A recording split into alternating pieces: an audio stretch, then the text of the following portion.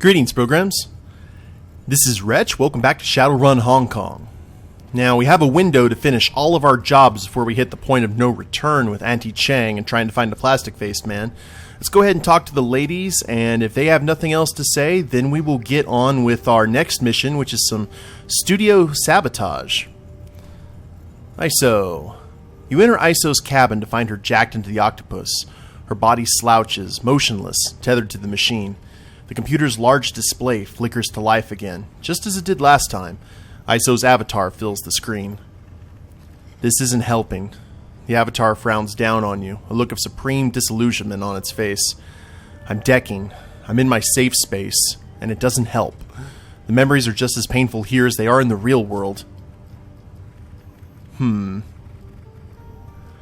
your memories are a part of you. Decking doesn't make you leave that behind. No, I guess that it doesn't.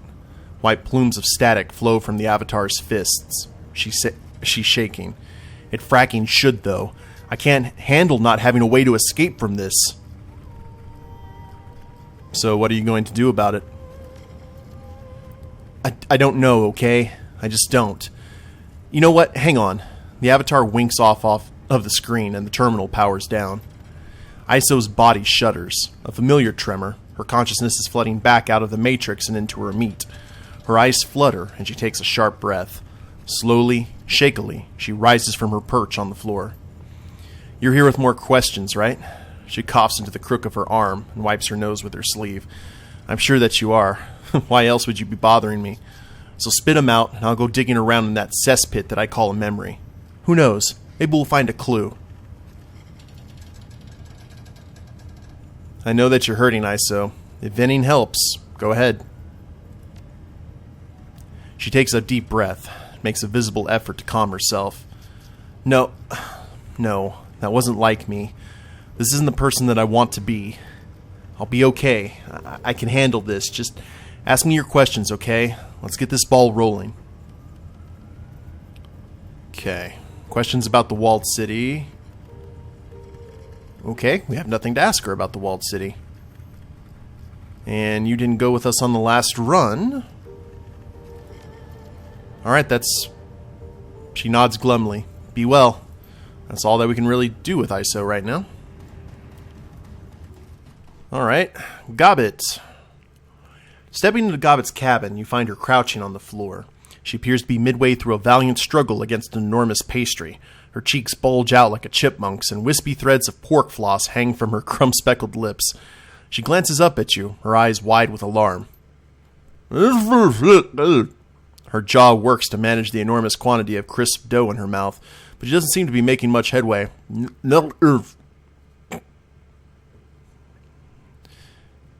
know, between the two of you, my money's on the pastry.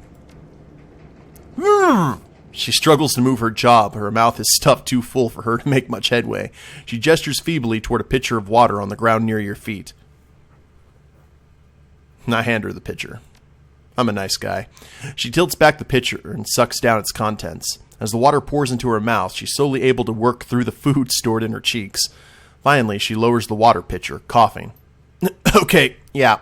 Note to self. The pastry terrace on Prince Edward Road makes them dry. She takes another swig from the pitcher, grimacing.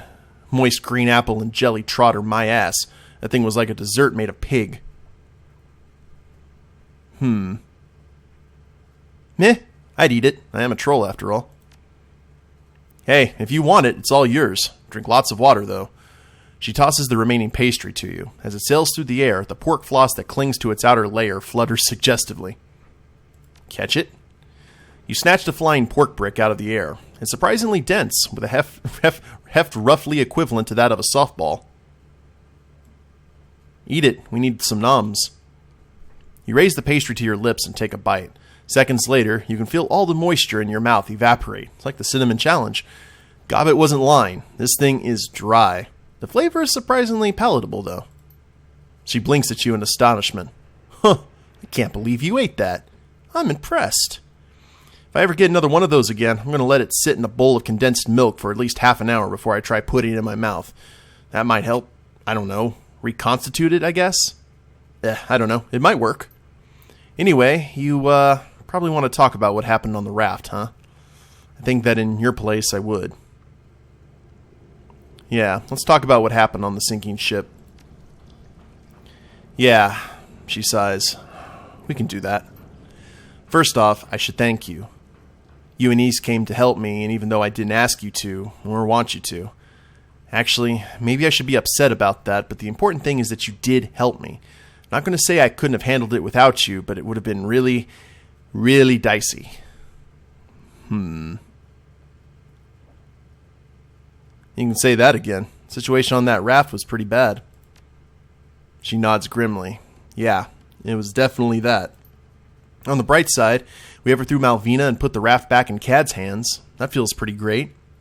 And the shiny object is at the bottom of Hung Ham Bay, lodged in a bank of silt and crab dreck. That's pretty much where it belongs.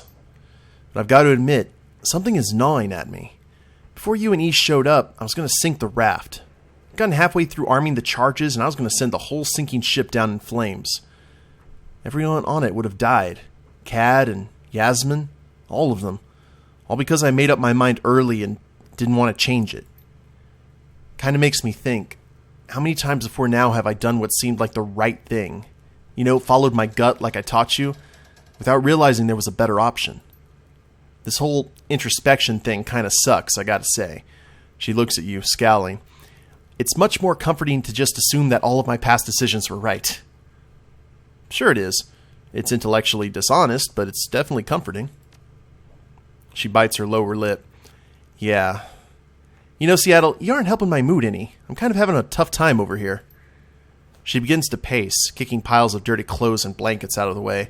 Thrusting her hands into her pockets, she fishes out madness and folly and tosses them down onto her cot. I don't do this very often. Reflecting is for mirrors, not devastatingly attractive street shamans. I don't know how you hand-wringers deal with feeling this way.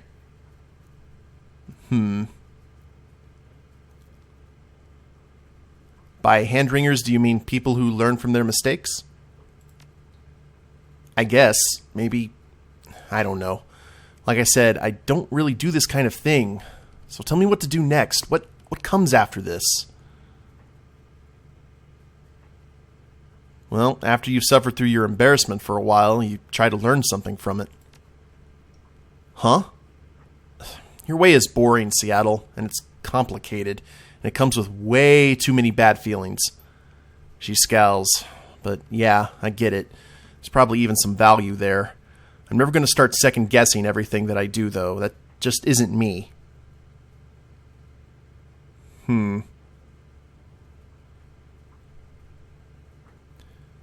Well, maybe you could start second-guessing some things when new information... Actually, no, I like that other one. Good, because that would be dumb. Don't question yourself before circumstances give you a reason to. Right. That makes sense, I guess. All right, Seattle, I'll give it a shot. Who knows? Maybe there's some value in hand-wringing after all. I guess we'll have to see. Anyway, things turned out the way they did. I don't know what might have happened if we tried to do something different, but there's one thing that I can say for certain. Things are better in Hung Ham Bay than they were before we went to the sinking ship. We did some good out there. That's something. Yeah, it is. Oh, actually, there are two things that I can say for certain. I think that Rat is happy that the shiny object is gone. She fishes in her pocket for a few seconds and produces a chunk of stone the size of a marble. It appears to be made of the same marbled red jade that the shiny object was. Check it out. She gave me a present. Do you know what it does? I'm not going to ask where it came from. It's Rat. It beats the hell out of me. I mean, I'm sure that it does something. It has to, right? Rat wouldn't just give me a normal rock. She's a trickster and all, but that'd be mean. You mark my words, Seattle. The next time we're in the field, something magical is going to happen. I mean, literally magical. Possibly with explosions. It's too early to tell. She nods sagely. It'll be a journey of discovery for the both of us. Yeah, I'll be looking forward to that. Me too. And thank you, Seattle. I really, really mean that. You can fly by my side anytime. So how are you adjusting to the gift that Rat or the shiny object or whatever has given you? Her expression brightens. It's good. I mean, probably not like morally good, but I think that I can use it. What is it, and what does it do? Well, it's kind of like a grenade. When I throw it, it goes boom. Not out here in the real world, but in the astral plane, it's pretty impressive. As for what it actually does, it scares the dreck out of anyone who gets caught in the blast.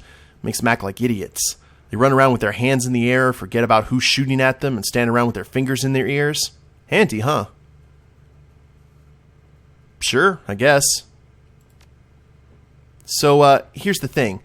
When I use this thing, what I think I'm doing is opening a bunch of temporary cracks in the astral plane. Just little ones, only wide enough for sounds to pass through. People in the blast radius can hear things on the other side. So let's say that I throw this sucker at someone and it goes off. Boom! All of a sudden, that poor slob can hear the things that got into Malvina shrieking in his brain. Ooh. That sounds unpleasant. Yeah, it's a bad time for them. All those voices at once, yelling and babbling and cursing, doing their Rat King thing. It drives you nuts, right? That's basically what it does. Drives people mad. Makes them work against their own self-interest. It's like temporary insanity in pebble form. Well, as long as you're comfortable using the thing, I'm all for it. How many did Rat give you? That's the best part. After I use one of these and go to bed, I find another one in my hand the next morning. I've tried it a couple of times now, and it keeps happening. Toss, explode, nap, visions of dancing rats, and ta-da! New magic pebble. Using this feels right in a way that the shiny object never did. Think that it's Rat's reward to me for taking Malvina down, or something.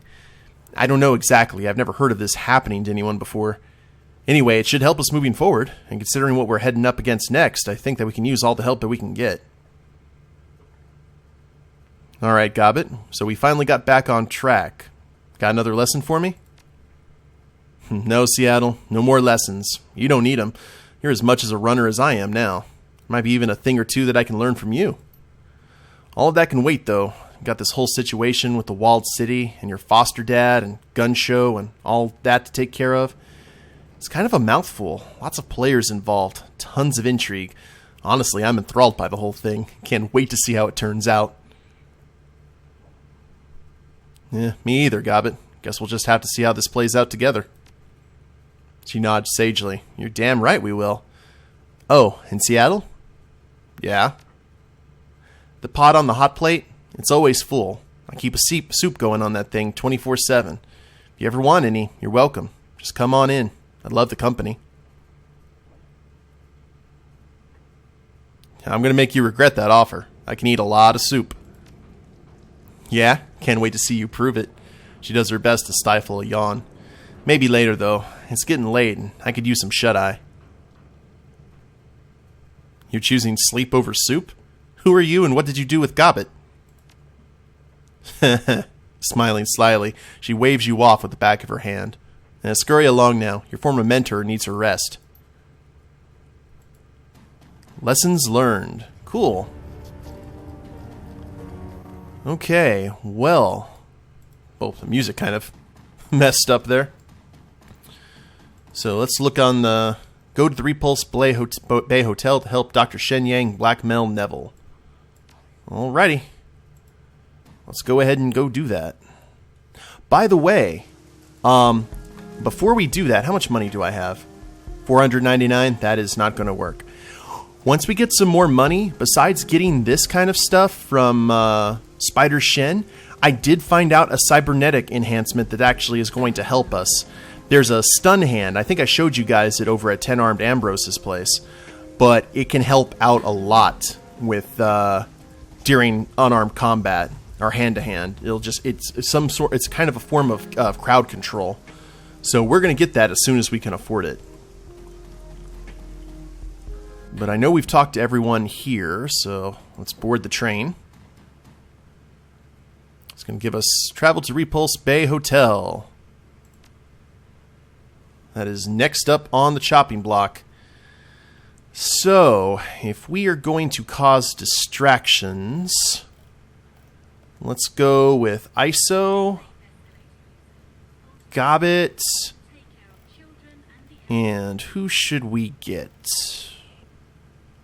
Maybe Gaichu, because Gaichu, I want to try out Gaichu's new weaponry. Or that new skill that he learned. Yeah, let's go ahead and go with that. We will confirm. Hopefully that is the right grouping. Because otherwise we're going to know really, really quick. But I figure the Decker and the Shaman are good. Exit stage left. You arrive at the named Repulse Bay, a gleaming hotel and apartment building on the shores of Repulse Bay, Hong Kong Island. Rolling storm clouds choke the sky, lending the structure a sinister appearance. As you push through the doors and into the building, a sudden break in the clouds reveals a sun that's gone red as blood. You make your way into a ground floor elevator. The attendant pays you no mind. As the car begins to climb, you hear the sounds of merriment drawing closer. As the doors slide open, you find Neville Ma's party in full swing. Now, let's see. We've got our medkits are in good shape. I think we've pretty much got Counter-Strike. Yeah. What here have we not really used? Actually, to tell you the truth, we've used everything here. All right, let's go ahead and confirm. The die is cast. One thing we're going to need some new spell slots, I think. Otherwise, we're pretty much stuck with the spells that we have. The elevator disgorges you on the mezzanine with little fanfare. Off in the distance, you can hear the sounds of clinking glasses, carefree laughter, and silverware on china. We should discuss our approach, Sean. I would recommend searching the apartment as our first course of action. I am somewhat dubious about the idea of crashing the party.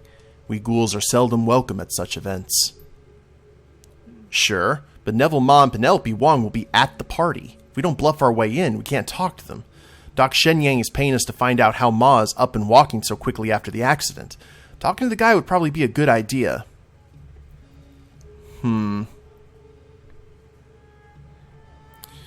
play it by ear. I don't know this scene any better than you do.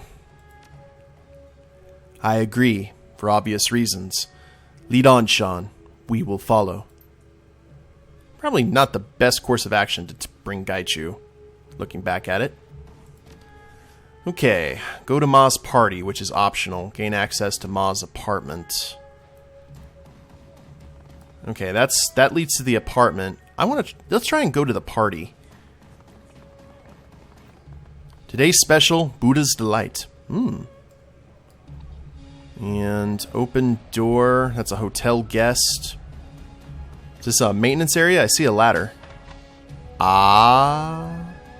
Indeed. Matrix. ISO. You are up. It's been a while since we've done this. And I don't know what we're going to find here, but we're going to give it a shot.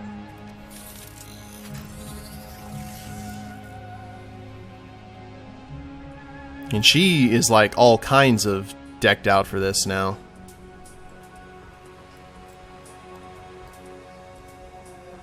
Alright, here we go.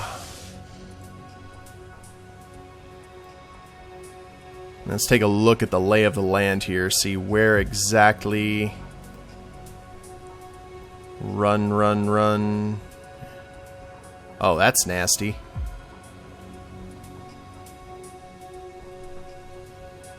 Man, look at that. I think we may have our... I don't know. We'll have to... None of them seem to be hitting this... Okay, I think we may be safe right here. So we can plan our next move.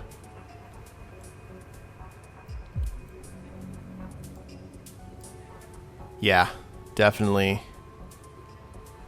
Okay. Run. Yeah, good. Girl, ISO. Blocker IC rating 7. Yee. Okay, let's go ahead and give it a shot.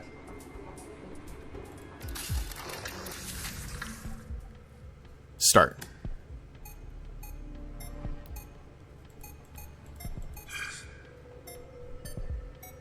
Eight one.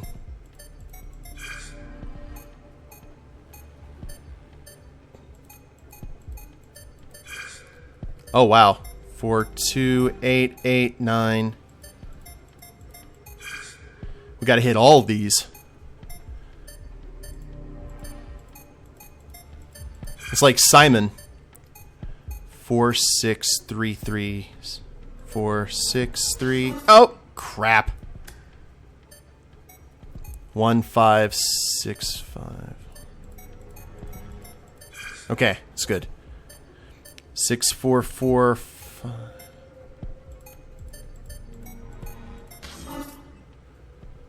Okay.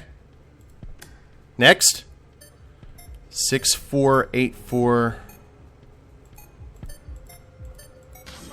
Ah. 36522. Okay. Okay, just in case.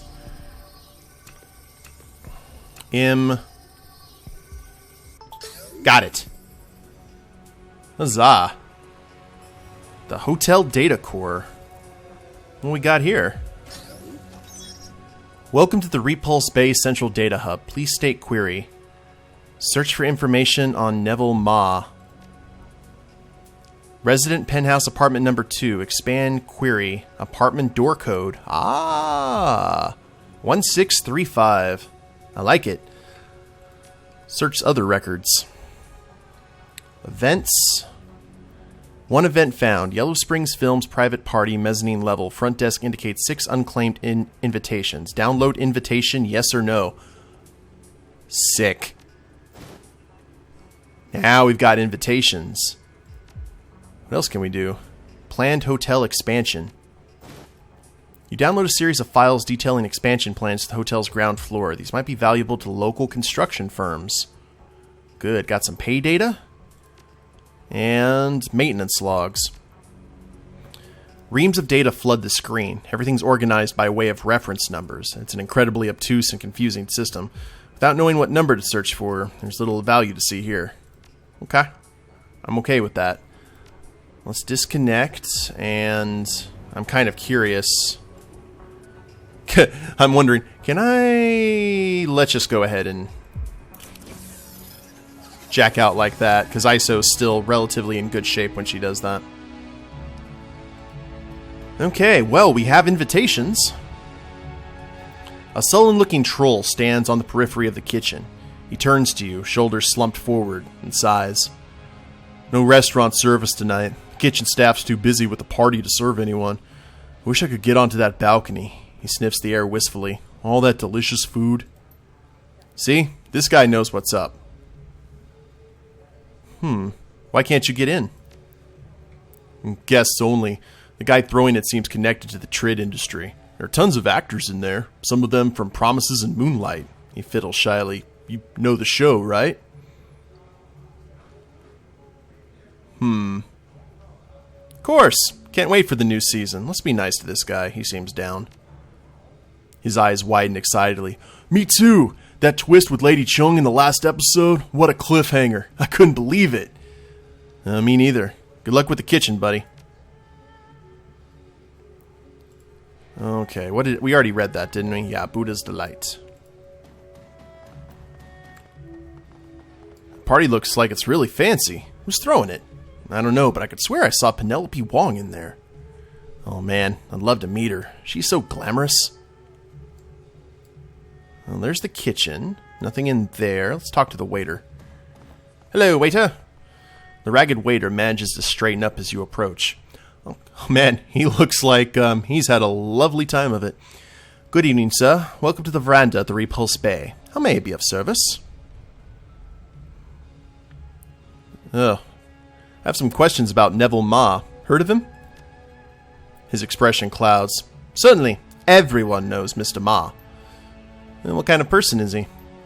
Between you and me, he's difficult, which is putting it lightly. Man runs the staff of Ragged. He jerks his thumb in the direction of the veranda.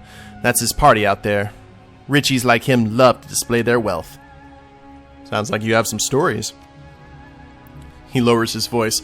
Like you wouldn't believe. He once made a handful of us walk all the way down to Sheko to fetch dumplings for his guests. It was pouring out, with winds blowing around 50 kilometers per hour. Practically a death march in that weather. Why didn't the kitchen here make Ma some dumplings? Ma said the kitchen's dumplings weren't good enough, called them peasant food in front of all his guests. Chef Kang was furious, of course, but since Ma's rich, hotel management told us to give him whatever he wanted. By the time we got back to Sheko, the dumplings were cold, the party was over, and Ma had retired to his suite with a pair of starlets. We had to pay for those dumplings out of our own damn pockets. A couple days later, Kevin came down with pneumonia from the trip, lost his job over it. Well, that's just one of our experiences with him. Needless to say, no one here's a fan of the man, but we're paid to serve the tenants here, so that's what we do. He shrugs. It's a living. Okay. What's with the guard by the balcony? That's a private party outside, and our establishment provides security for any event that requires it. But don't worry, the balcony will be free again in a few hours. You look exhausted. Why don't you take a break? Not yet. I can't afford to miss any tips. He sighs. I went to Macau last week, and it wiped me out. Bad luck with the horses, you know? Well, that's a shame. Hope your night improves. Well, let's see. Well, it can only get better from here. That's the spirit. Now, I don't think we need to talk to this guy because I think he's the alternative in case we can't deck in. So, let's talk to the security guard. The security guard stands in front of the patio, a bored expression on his face. He looks you up and down as you approach. Private party, pal. His eyes land on Gaichu, and his face goes white, and he recoils on horror. What the hell? Ghoul! Ghoul in the lounge! Be silent. His voice comes out in a rasping hiss. Calm yourself. You're going to cause a panic. The guard stares at you, his mouth agape. What the hell do you think you're doing bringing a ghoul in here? Party invitation. He's not a ghoul. He's an HMHVV infected person who happens to be a friend of Penelope Wong. And we have an invitation. He takes the invitation and scrutinizes it. He then looks at you, reluctance plain on his face. Enjoy the party, sir. Karma gained 1. Cool. Come on, Gaichu. We're gonna have some We're gonna party some. There's Penelope Wong, a producer. Neville Ma. Alright guys, well, we have some interesting options ahead of us and probably some interesting social interaction with our ghoul friend here. Can't wait to ask him what he thinks of the job after it's done. But I'm going to go ahead and end it here and we'll pick up next time.